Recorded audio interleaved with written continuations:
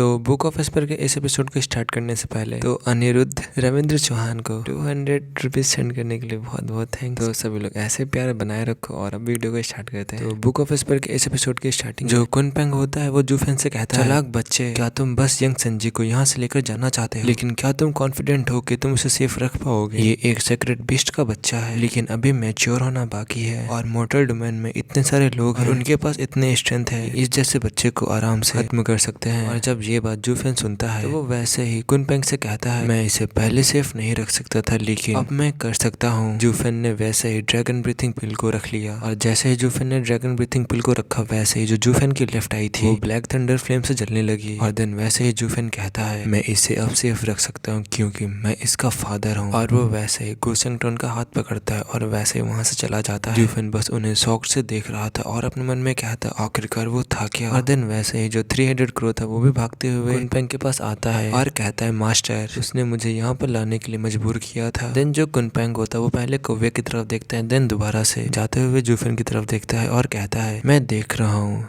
तो जो चीजें हैं वो वाकई में बदल चुकी हैं। और अब हमें सेंट्रल एरिया के बारे में बताया जाता है, जो सेंट्रल एरिया का स्ट्रॉन्गेस्ट नेशन है जो कि रूल करता है सब पर, उसे स्वर्ड स्टार एम्पायर कहते हैं। और जो एंटायर वर्ल्ड था वो फ्रेगमेंट्स में डिवाइड था और जो सेंट्रल एरिया था वो एकजुट था जो कि बहुत सारे एक्सपर्टों से भरा हुआ था। और जो इथेरियल स्टेज एक्सपर्ट होते हैं वो दूसरी जगह पर सब जगह सारे काम करते हैं, लेकिन यहाँ पर वो लोग एक आम नागरिक की तरह जीते हैं। और यहाँ पर मैक्सिमम जो गार्ड्स और जो पहरा देने वाले दल होते हैं वो मैक्सिमम इथेरियल स्टेज एक्सपर्ट से ही बने होते हैं। और ये दूसरे एरिया के लोगों के लिए एक बहुत ही बड़ा झटका था। और वो एक ऐसी लैंड थी जहाँ पर एक नेशन का राज्य था और यहाँ पर एक ही पावर सब चीज को कंट्रोल करती थी, दूसरों की तरह नहीं पीसेस और बाइट्स में पूरे एरिया पर कंट्रोल किया जाए। यहाँ पर सिर्फ एक ही पूरे एरिया को कंट्रोल करता था। और जो इथेरियल स्टेज के नीचे वाले एक्सपर्ट थे वो लोग वेटर जैसे जॉब किया करते थे। और ऐसे ही हमें इस जगह पर और भी चीजें बताई जाती हैं तो वो मैं नहीं बताने वाला। और यहाँ पर जितने भी बाहरी लोग आते थे सभी लोग अपनी नाक नीचे रखते थे क्योंकि यहाँ पर कदम कदम पर बहुत ज्यादा ही शक्तिशाली लोग थे और कोई भी गलती हुई अगर तो तुम्हें कुचल सकते थे। और उनमें से ही एक फादर और सन की एक अजीब जोड़ी थी और वे दिन में जब चाहे हत्या कर देते और जब चाहे भाग जाते। ये उनका घर नहीं था और उनको कुछ भी करने के लिए सावधान रहना पड़ता था, खासकर तब जब उनकी जान जोखिम में हो। तभी किसी की आवाज आती है, रुको, तुम लोग कहाँ से हो? और तभी हमें एक गेट को दिखाया जाता है जिसके ऊपर एक ह्यूज बोर्ड लगा होता है जिसके ऊपर लिखा होता है वर्ल्ड फ्लाइंग क्लाउड सिटी। और जितने भी फ्लाइंग कल्टिवेटर थे वो सभी लोग यहाँ पर लैंड कर रहे थे, मतलब इस गेट के आगे। और शांति में इस सिटी में प्रवेश करने के लिए एक बड़ी सी लाइन बना रहे थे और गेट के दोनों साइड एक एक घोड़े खड़े हुए थे जो अपनी शक्तिशाली शक्ति से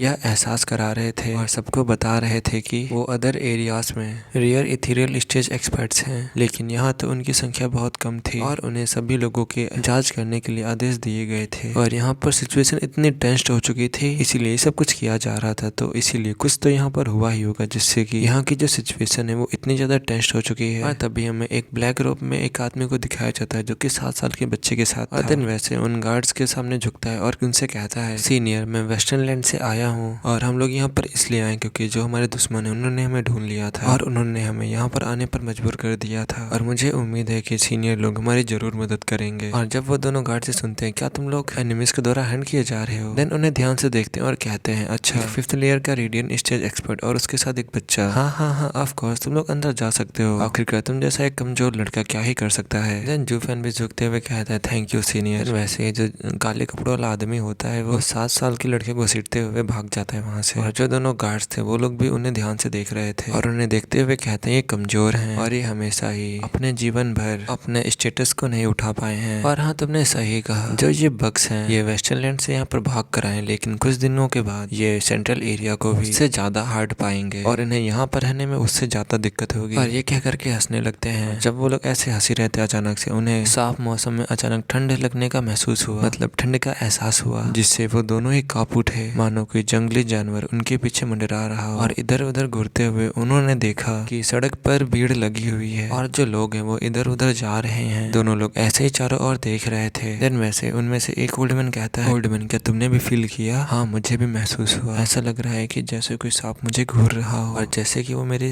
लाइफ को लेने वाला हो और क्या तुम्हें भी ऐसा ही लग रहा है? दूसरा वाला कहता है हाँ मुझे भी ऐसा ही लग रहा है, ये जरूरी हमारी इमेजिनेशन होगी। और लॉर्ड डोंगफेंग द्वारा hundreds of soul harmony experts की हत्या हुई और उसे हुए बस 1 ही महीना हुआ है, जिससे हमारे अंदर डर बैठ गया है और उसकी वजह से अब हर कोई दहशत में है। लेकिन ऐसा कोई तरीका नहीं है कि वो चोर दिन दिहाड़े कुछ भी ऐसा वैसा कर सके, खासकर हम जैसे नामी लोगों को निशाना ना बनाए और ये कहकर के हंसने लगते हैं। देन जो दूसरा बूढ़ा आदमी होता है वो कहता है कभी कभी कमजोरी अच्छी होती है, कम से कम जो लोग मजबूत हैं वे हमें अनदेखा तो करेंगे। ये दूसरे ने सूखी हंसी के साथ कहा था, फिर वैसे वो गंभीर हो गया और अपना काम करने लगा। और एक कॉर्नर पे जो ब्लैक रोब वाला आदमी था वो एक कॉर्नर पे एक बच्चे के मुंह को पकड़े हुए था। जब जो गेट में सिचुएशन थी वो थोड़ी सी शांत होती है वो लोग भी एक लंबी सी सांस ले पाते हैं। देन वैसे जो 7 साल का बच्चा होता है वो कहता है फादर क्या उन्होंने मुझे नीची नजर से देखा? क्या वो बूढ़े मेरा मजाक उड़ा रहे थे? और जब से मैं पहली बार बाहर आया हूँ तब से ऐसा कभी नहीं हुआ, और अगर आपने मुझे नहीं रोका होता तो मैं अभी उनके सर अपने हाथों में ले आता। और जब जूफन इसकी बात सुनता है तो वैसे मुस्कुराते हुए कहता है अगर तुमने ये किया होता तो हम लोग पूरी तरह से बर्बाद हो जाते। इस समय जो जूफन था वो बिल्कुल ही एक अलग आदमी की तरह था। उसकी आंखें चमकीली थी, उसका चेहरा शांत था और जूफन ने अपने एविलपन को रोक रखा था। देन वैसे ही जो जूफन होता है गुसेंटोन के सर को थपथपाते हुए कहता है ये वेस्टर्न लैंड है और जो ये फ्लाइंग क्लाउड सिटी है सेंट्रल एरिया के 9 डोमेन्स में से एक है, मतलब सेंटर एरियाज के सेंटर की सिटी है। और जो यहाँ का रूलर है वो एक भयानक एक्सपर्ट है और अगर हम लोग एक बार भी उससे मिल गए तो हमारे लिए बहुत ज्यादा ही मुश्किल हो जाएगी। देन वैसे ही जो गुसेंटोन होता है वो कहता है इसमें डरने वाली क्या बात है, क्या आपके पास ड्रैगन एंसेस्टर की ड्रैगन ब्रीथ पिल नहीं है? इसमें आखिरकार डरना ही कैसा? बस वो ड्रैगन ब्रीथ पिल निकाल के उसके मुंह पर फेंक दो, तब तो वो जलकर राख हो जाएगा, उसकी सारी बोलती बंद हो जाएगी। लेकिन वैसे जो जूफन होता है वो कहता है अब बस मेरे पास 2 ड्रैगन ब्रीथ पिल बचे हैं और मैं उन्हें ऐसे ही बिल्कुल भी वेस्ट नहीं कर सकता। जब तक कि मुझे उनकी पूरी तरीके से जरूरत ना हो तब तक कि मैं उन्हें ऐसे वैसे बिल्कुल ही खर्च नहीं कर सकता। और मॉर्टल डोमेन में जो ड्रैगन ब्रीथ पिल है वो एक इम्पोर्टेंट ट्रेजर है और जो इसकी वैल्यू है वो बहुत ही ज्यादा है। खासकर वो जूफन की आंखें फर्म हो गई और देन दोबारा से कहता है लोगों को सुरक्षित रहने के लिए खुद मजबूत होना चाहिए और मैं टोल से अपनी कल्टीवेशन को बिल्कुल भी बर्बाद नहीं करना चाहता। देन वैसे ही जो गुसेंटन होता है वो जूफन से कहता है इसीलिए तो पिछले 2 सालों से जब आप ट्रू सेल्फ आर्ट को ट्रेन कर रहे थे इसीलिए तो आपकी कल्टीवेशन रिग्रेस हो गई, पीछे चली गई। देन जो जूफन होता है वो गुसेंटन को बताता है जो ट्रू सेल्फ आर्ट होती है वो आर्ट केवल हाइट के लिए होती है और वो मेरी कल्टीवेशन को पीछे ढकेलने के लिए नहीं है। कमजोर दिखाना बस वो एक दिखावा है और जब असलियत में ये मुझे अपने आप के करीब लाता है। और अगर मैंने इसे